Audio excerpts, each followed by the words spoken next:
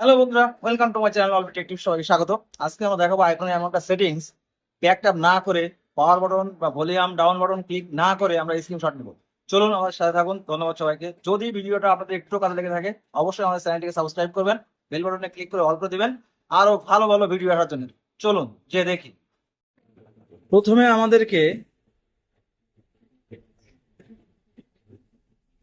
সেটিংসে যাওয়া লাগবে।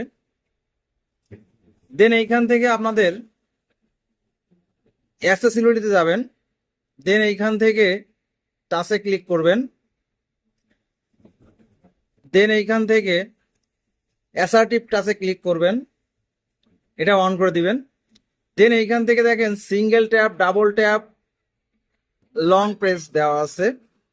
আমরা এটা যদি সিঙ্গেল ট্যাপে যদি স্ক্রিনশট টেস্ট করি, তাহলে সিঙ্গেল ট্যাপে আমি স্ক্রিনশট দিলে দেখুন আমার এইখানে ব্যাকে গেলে আমার স্ক্রিনশট হয়ে যাবে।